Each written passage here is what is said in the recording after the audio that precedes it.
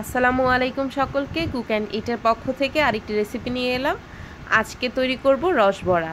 আমি আপনাদেরকে একটা কেটে দেখাচ্ছি। একদম নরম তুলতুলে একটা মিষ্টি বা পিঠা, যে যেটাই বলে। স্বাদের কথা কি বলবো, অসাধারণ হয়েছে। প্রথমেই একটা কড়াই নিয়ে নিলাম, এর মধ্যে দিয়ে দিব আমি দুধ।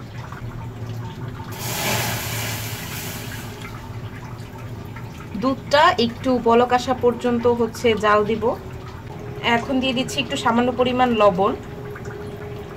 লবণ দিলে যে কোনো মিষ্টি খাবারের টেস্ট কিন্তু বেড়ে যায়। এরপর দিয়ে দিব 1 টেবিল চামচের মতো চিনি। দুধটাকে এখন একটু জাল করে নেব। দুধটাও বলক চলে এসেছে। এখন এর মধ্যে দিয়ে দিব 1 কাপ পরিমাণ সুজি।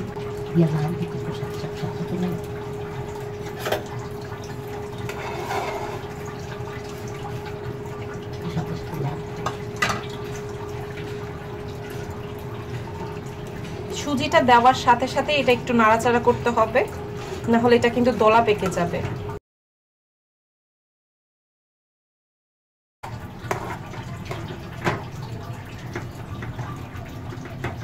এখন শিরা তৈরি করে নেব মিষ্টির জন্য। তো প্রথমে এখানে একটা পাত্রে আমি 1 কাপ পরিমাণ চিনি দিয়ে দিব। এরপর দিয়ে দেব 1 কাপ পরিমাণ পানি। এখানে দিয়ে দিলাম দারচিনি, লং আর তেজপাতা।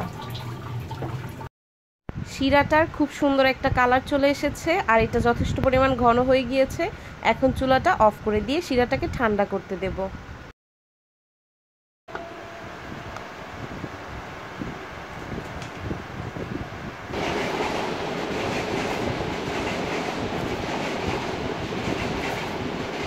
সুজির এই ডোটাকে হাতের সাহায্যে খুব ভালো করে ময়ান করে নিতে হবে। তেল কি বেশি দেওয়া লাগে নাকি অল্প দিলেই হয়? শুধু হাতে ময়ান করা লাগে না, হাতে যাতে না লাগে।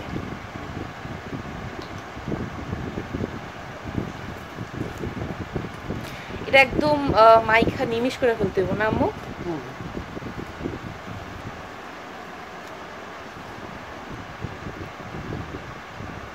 ডোটা খুব ভালো করে ময়ান করা হয়ে গিয়েছে।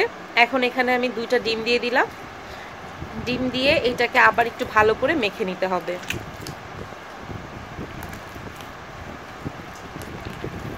এটা মাখাটা শেষ প্রায়। এখন এই মিষ্টিটা ভাজার কাজে চলে যাব। এখানে একটা কড়াই নিয়ে নিয়েছি, এর মধ্যে দিয়ে দিচ্ছি পরিমাণ মতো তেল। একটু বেশি তেল ব্যবহার করছি। এই পিঠাটা যদি একটু ডুবো তেলের মধ্যে ভাজা যায় তাহলে পিঠাটা খুবই সুন্দর আর পারফেক্ট হয়। এখন তেলটা গরম হওয়া পর্যন্ত একটু অপেক্ষা করব।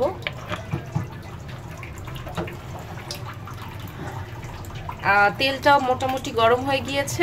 এখন এর মধ্যে আমরা বড়াগুলা দিয়ে দিব।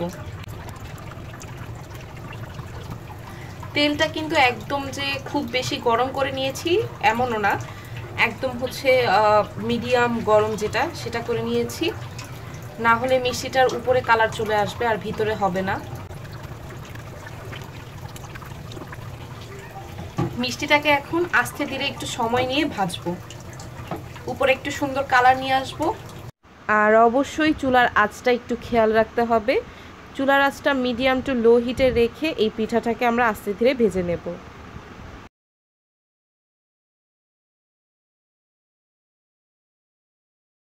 পিঠার খুব সুন্দর একটা কালার চলে আসছে। এখন এটা নামিয়ে এই গরম অবস্থাতে একদম রসের মধ্যে দিয়ে দিব। তাহলে শিরাটা মিষ্টির মধ্যে বা পিঠার মধ্যে খুব ভালোভাবে চলে যাবে। না নাই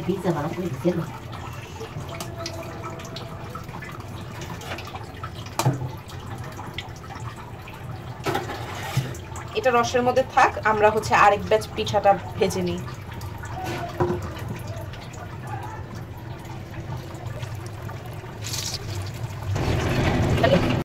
এই ব্যাচও ভাজা হয়ে গিয়েছে। এখন এগুলা উঠিয়ে রসের মধ্যে দিয়ে দেব।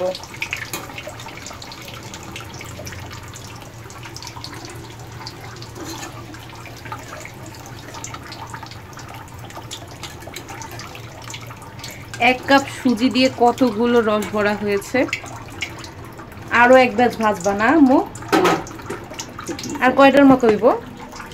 মানে 5-6টার মতো ভিজা ভিজা। তৈরি হয়ে গেল মজাদার রসবড়া। কতগুলো রসবড়া হয়েছে 1 কাপ সুজি দিয়ে। আশা করি আজকের এই রেসিপিটি আপনাদের সকলের ভালো লাগবে।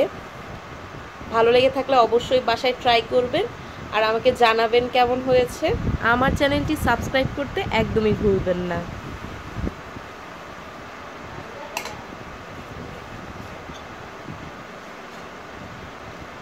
আর রসবড়াটা যে কতটা সফট হয়েছে আমি আপনাদেরকে একটা কেটে দেখাচ্ছি। একদম নরম তুলতুলে একটা মিষ্টি বা পিঠা যে যেটাই বলে। স্বাদের কথা আর কি বলবো, অসাধারণ হয়েছে। আপনারা অবশ্যই বাসায় একবার ট্রাই করবেন।